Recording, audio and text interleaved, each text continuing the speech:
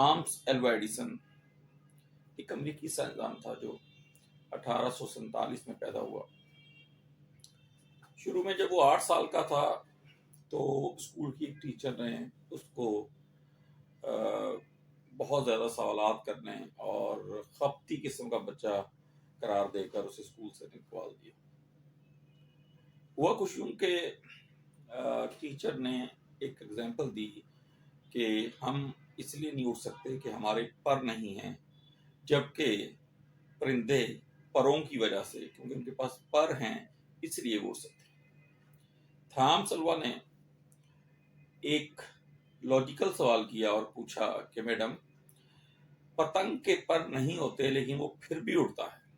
جب ٹیچر سے کچھ جواب نہ بن پایا تو اس نے اس کو اپنی انا کا مسئلہ بنایا، اور جیسا کہ میں نے پہلے ذکر کیا کہ اس کو ایک خبتی بچہ اور زیادہ سوالات کرنے والا اور ذہنی مرض کا شکار بچہ ثابت کر کے اسے اسکول سے نکلوا دیا۔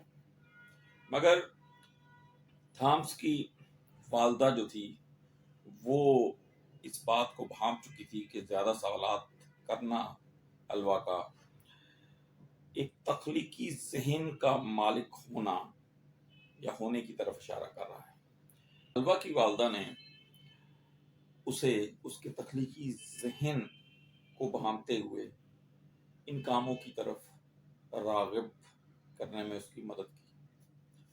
تو آپ یہ سن کر حیران ہوں گے کہ یہی بچہ ایک مشہور سائنسدان بنا اور تقریباً 100 کے قریب ایجادات تھامس ایلوا سے منسوب ہیں، جس میں ٹیلی فون وغیرہ شامل ہیں۔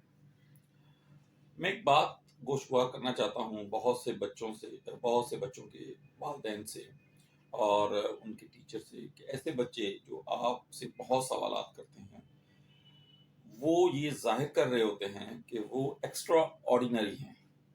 ان کی یہ جو ذہنی طاقت ہے اس کو سمجھیں اور ان کو پالش کریں۔ اللہ آپ کا